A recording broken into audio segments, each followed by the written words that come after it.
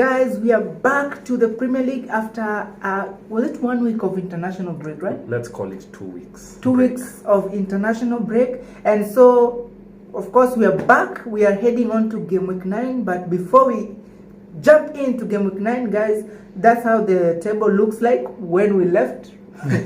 So we are back. The games are still on, and of course we're the Gatekeepers TV. We are on YouTube and all the other podcasting platforms. So guys, it's official. Welcome back. According to your table, I can see Tottenham and Arsenal are tied up in 20 points. Definitely. And same goal difference. Well, I think right now the table has not taken that, as you can see, it has not taken the shape very well yet. So we are yet to see, because we all know it will reach a point where we will see some teams just doing what they do, you know. So we are expecting much more coming in the coming days. One common thing about the two teams up to now, they are unbeaten. None of them has lost a single match. And as you can again see on your screen, those are the next 6 games each of these two teams will be playing. So the question is, who will drop? Who will be the first team to lose? Will it be Arsenal as they will be facing Chelsea, or will it be Tottenham? So it's open. So Pogba, let's jump into match week. Match week 9, as they say, Kazipo. So guys, straight into it. Early kickoff at exactly 14:30 EAT time. Liverpool at Anfield will be playing against Everton. We famously call this the Merseyside Derby. So in the Merseyside Derby, it's always Liverpool versus, of course, Everton. The Toffees versus, of course, our guys, the Reds. So they stole it from Manchester United. As records goes, Liverpool loves winning at Anfield. In fact, the Toffees have only won once at Anfield when this derby has been played. While Liverpool are at home at Anfield. So all what that says, it says that the stats are actually favoring Liverpool, but that's not to say that it's an automatic thing, because we all remember in the season 2020-2021, when Everton spoiled the party for Liverpool and they won. Was it 2-0? 1-0. Or 1-0. Yes. Yeah, I remember it was a crazy fixture. And but it was very shocking. Very shocking. We never expected that, because at that time Liverpool were at their best. Smoking hot. But now when they came at Anfield, Liverpool had their revenge. So as this game is going to be played, I think it's good to report on basically some injury news. As you can see once again on your screen, Klopp reported that Andy Robertson will not be playing. Obviously, he needs to get a shoulder surgery. Yes, so he got that during the international break. So which means that space will be left vacant, and the people likely to play that position will be Tsimikas or Gomez. So choose your spoil. Who will you want? I go with Tsimikas, because Gomez is a bit sloppy. Okay. Under pressure. Talking of Tsimikas, he played well during the international break, but it is what it is. So Salah, of course, has been scoring or assisting in almost each and every game, so he's a guy on form. Gakpo trained with the team. Darwin Núñez, he's in a good form. During the international break, his team Uruguay managed to win against Brazil by 2-0, and he was involved in scoring a goal and also providing an assist. That goes a long way to tell you that Darwin Núñez is on form. The question is, will Klopp include him in the squad, having traveled all the way from South America to England? I don't know whether he's fatigued. Do you think he's fitted to start? Yes, he knowing has. Klopp. Klopp, yeah, okay. Right now, you can't take any risks, so you can start and still take him off to have some time, but you have just to collect maximum points. So I feel like he has to start. So talk to us about Everton. How did they perform in match week 8? Everton won. They won against, was it Fulham? They won by 3-0. 2-0, yeah. So I think they won because they knew they're coming to face a tough. There's a tough match ahead. But regardless, we always say there's a curse of early kickoff. But that was a long time ago. Right now, early kickoff doesn't matter. True. So in terms of preparation, both teams are ready for this fixture, especially after the international break. So the question is, who actually wants it more. Up to now, I can tell you that Liverpool in match week 8, by the way, they felt as if they were robbed of a point. How did the match end? 2-2. They drew with Brighton. So unfortunately, that is how it is. But let's see. Unfortunately, the referee who refereed that game, Darren England, and his other guy, they will be returning to refereeing from in this match week. So let's see how they do, whether they learn from the mistakes they did. So straight to it, Pogba. I think let's jump to our prediction. Definitely. So for me, if you ask me, I feel like it will be a good game, though a tough one as usual. So not many goals, but goals will be there. So I feel like it's going to be a 3-1 win for Liverpool.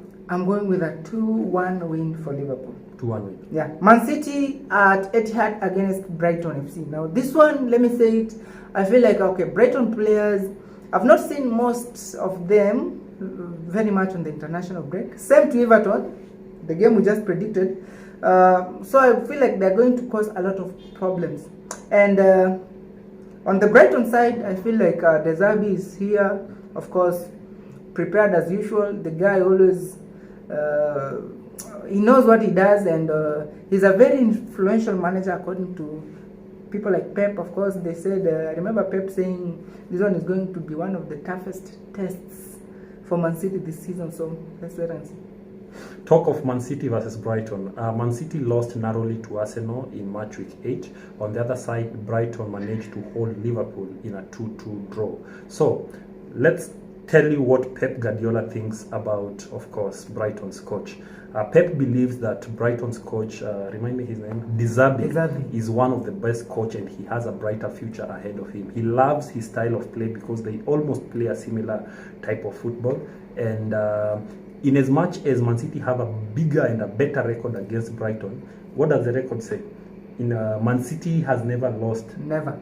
Against Brighton. Never. At Etihad. At Etihad. So that means that De Zerbi has to orchestrate a master plan to come and grab points from in Manchester City's pitch at Etihad. If they could do it against Manchester United at Old Trafford, then why not orchestrate a plan and grab points at Etihad?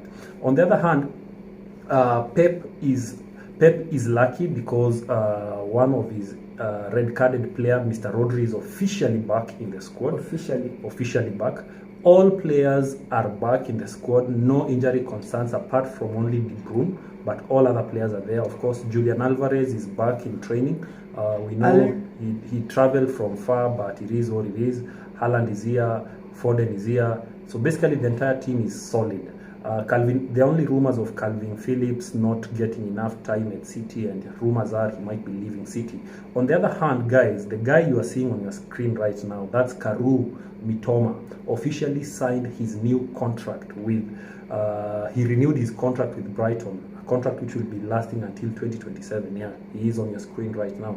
So hopefully that with that contract comes in blessings. Then again, other news for Brighton, your favorite player in Brighton, Estupinan, still remains injured. So he will not play, it's official, he will not feature in this game. But worry not, we have Adingra, that guy with a Pogba line. A very hardworking young man. A very hardworking young man.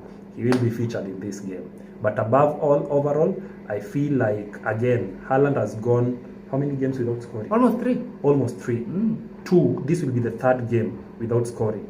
And that's not Haaland. Haaland has not gone 3 games without scoring in a minute. So the question is, with the leaking defense of Brighton, do you guys think that Haaland will have his scoring prowess today? No, because I remember, which game was it? Roberto, I call him Roberto De Zerbi said they're leaking a lot. So he needs to come up with a quick way of solving the defense. So I hope, okay, according to how I know the coach, he'll come up with a plan to sort out his defense. So yeah. So I'm looking forward towards a good game. As you can see once again on your screen, those will be the next Manchester City games. Also, as you can see on that picture there, Man City have lost 2 games in a row, of course, from that photo there. The latest one being Arsenal, and of course before that it was Wolves. So sorry, Man City. But straight to it, I feel like it's a must-win game for Pep Guardiola if he actually wants to continue chasing the trophy or defending the Premier League table. Considering that Arsenal, Liverpool, and Tottenham are not giving him time, they're actually piling pressure on him. So it's a must-win for him. On the other side, Brighton knows how to play against bigger teams. So I might as well feel like it's Brighton's game to lose in this one, because they are always well organized and they always know what to do and how to execute it. So Pogba, what's your prediction on this one? I see a frustration to Mancity. Actually, I'm going with a 2-2 draw. But okay, I'm going with Brighton or a draw, because City right now, I don't know what's the problem, but they just need to look after themselves. So I'm going with a 2-2 draw. Pep is injured, Man City is injured, Rodri is back, and I feel like they will officially bounce back. So it's going to be a 3-2 win for Man City. Newcastle will be at home playing against Crystal Palace. Now, the same people who hammered PSG 4-1 in the Champions League will be playing against Crystal Palace. Crystal Palace and Newcastle. The last 3 games these people have played, the matches have resulted into a 0-0, basically draw. So the question is, who is in a better position this time round to be able to win this match? Is it Newcastle or is it Crystal Palace? Currently, I will say that Newcastle are scoring as many goals as possible. The only issue is their defense. They used to have a good defense, but they need to work on that. Of course, one of their best guy, Trippier, is coming in with assists and creating big chances towards the opponent. He's doing well. So Fabian Schär is there, Ban is there, so of course. So I don't know. It's going to be a good fixture for all of us to watch. On the flip side, Isak is a scare, prone to confirmation today. So let's see whether he will be fit to play, but he was injured. Let's see how his recovery will be. But on the other hand, Guimares, of course, is there to control the midfield. Then Joelinton is officially ruled to be playing today. So I'm ready for the smoke. I'm ready for this big game. On the other hand, again, Tonali has been cleared to play amid the betting allegation, the betting case which he has, but he's been cleared to once again play. On the other side, Crystal Palace are enjoying a good form of their defender Anderson, who is currently on form and doing everything right. So the question is, will Eduardo be able to score many goals for them to outscore Newcastle, or will Mateta come and assist him? Or on the other side, by the way, on Crystal Palace news, Eze is officially ruled out. Eze will also not be playing in this match. So straight to it, what do you think about the match? Well, well, it's okay. Even if the last games have ended in a draw or whatever, this one I feel like Newcastle, these guys are just on fire, and that record is going to be broken today. I might as well go with 5-1, but allow me to go with 3. Okay, let me say 4-0 in favor of Newcastle. The way you're playing around with those goals, bro. Yeah, this is Newcastle. You know them. If PSG were able to get 4, who is Crystal Palace? I'm not speaking much. I'm going with a 3-2 win for Newcastle. Bournemouth against Wolves. Bournemouth against Wolves. This is going to be a good game, considering that Bournemouth lost in match week 8 and Wolves drew in match week 8. So this is going to be a good game for us to watch. Bournemouth started well, but as things are progressing, they are not progressing on well. Dominic Solanke, at least he's scoring goals, but it's not enough to actually make Bournemouth win. So as they're going to face Wolves, Wolves have Neto. Neto is a boy on form. He's currently leading the track, or among the leaders in terms of assist providers. So he's impressive. Their keeper is still Sarr, right? So it's going to be a beautiful game. For me, I fear for Bournemouth. I feel like I'm going with the Wolves to win this 1-0. 3-0 in favor of Wolves for me. Brentford will be at home playing against Burnley. It's been a long time now since I saw Brentford win. Is it true? It's been a long time since I saw Mbeumo and Wissa on the score sheet too. Definitely. So it's been a minute, and I feel like this one, since they'll be at home, Burnley plays beautiful football, but this one I'm going with Brentford to smash these guys. So I'm going with a 4-1 victory for Brentford. Brentford squandered a chance to win or draw against Manchester United by allowing McTominay to score 2 late goals, and that was actually a slip on their side. On the other side, Burnley could not actually hold to the 1 goal which they scored first against Chelsea, and they allowed 4 goals to actually go past them against Chelsea in match week 8. So we are talking of 2 teams who both lost. So the question now is, they will be playing at Brentford Community Stadium. Who has the potential to overturn their loss into victory tonight? Say no more. I feel like your usual suspect Mbeumo and Wissa will be back to torment you guys, and Jansen will also be there to do what he does best. So give Brighton a chance to win by 2-0. Nottingham Forest, a team which is facing a lot of injury crisis, will be at home against Luton. Nottingham top scorer Taiwo Awoniyi, of course, will be absent due to an injury, and of course with some other players there, of course. So it's bad news, of course, for them. But on the flip side, on to some good news. At least they have the likes of Origi, they have the likes of Elanga, they have the likes of Chelsea boy Odoi. So still, they just need to believe in themselves and believe that they can do it even without Taiwo Awoniyi, though he's a big boost in their team. So as they are going to face Luton. Luton actually played very well in match week 8. They actually caused trouble for Tottenham. I remember that match ended in a 1-0 win for Tottenham. So it was a big game for them, but they tried.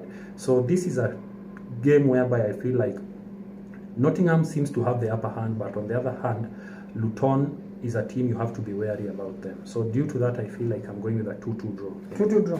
Sheffield will be at home playing again, welcoming Manchester United.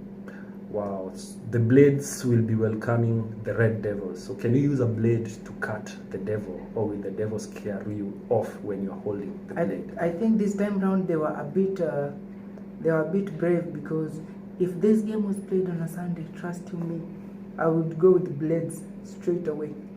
So it's the last match on Saturday, clearly. So Manchester United are returning into this with a motivation of winning in match week 8 after winning 2-1 against Brentford. So just one injury scare for Manchester United.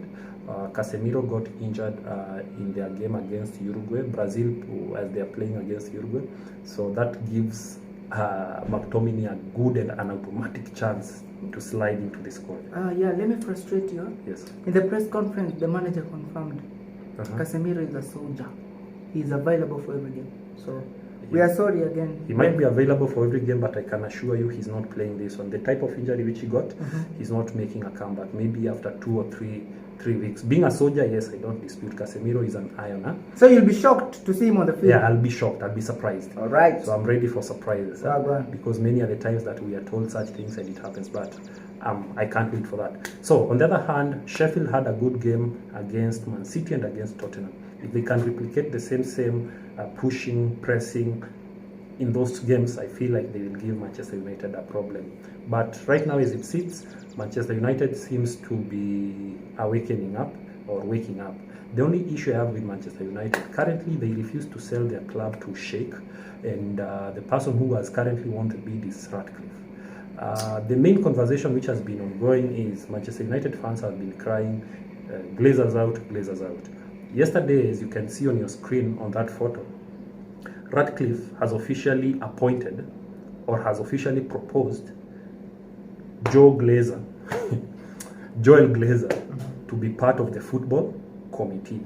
So I don't know, are we getting rid of the problem or are we still maintaining the problem? But that's a question that's a concern I will leave Manchester United fans to digest and break down. Tell us on the comment section what you think about Joel Glazer being included in the football committee of Manchester United under the new Ineos director, CEO, whatever, and the current 25% shareholder of Manchester United. The boss of Mr. Eliud Kipchoge. Yeah. No human is limited. So straight to it, Pogba. What are your thoughts? Do you have any extra injury concerns, or what are the boosts in Manchester? I saw Rashford scored finally during the international break when Definitely. England faced Italy. Yes. Harry Kane also scored a brace in that game. Harry Kane is just Harry Kane. But either way, I think the defense of Manchester United has strengthened now that Reguilon is back. Amrabat was training despite him missing 2 matches in the international break.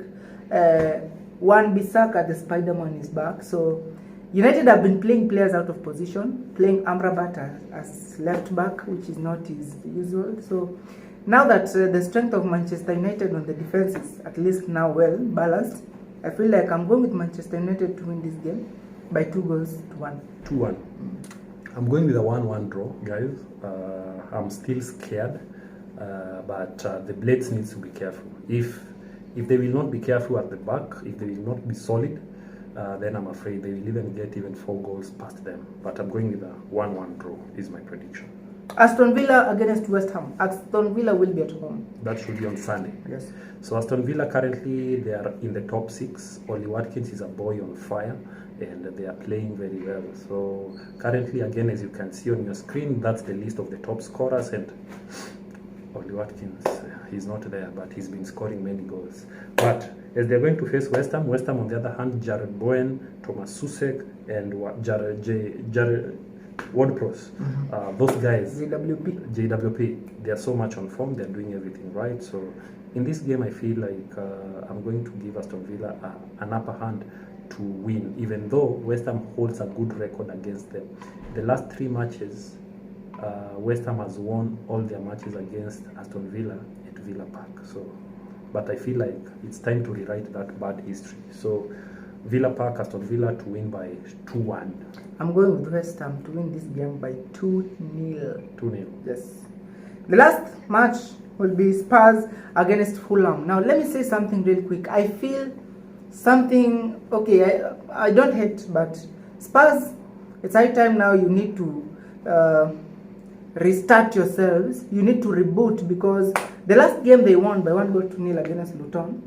Yeah, they kind of struggled. Was it struggling or Luton was so good? I can't recall. But whenever a team is on a good run and all of a sudden, or you start feel like the graph is slowing down, you need to reboot. So this game, I feel like Fulham is going to do a lot of harm to Spurs.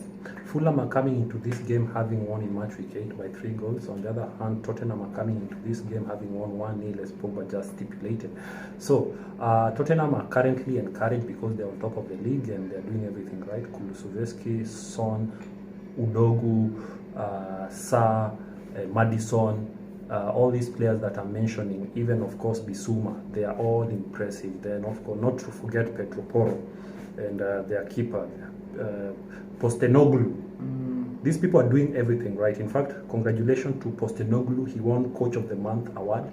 Twice. Twice. It's not twice. It's now twice in a row, man. Wow. Hey, congratulations. Ange Postecoglou. That's good news. So on the other hand, there were some scares about Heung-min Son, but he's been cleared. He will be playing, and so this is not an easy game because it's going to be a London derby. Tottenham enjoys a good form against Fulham.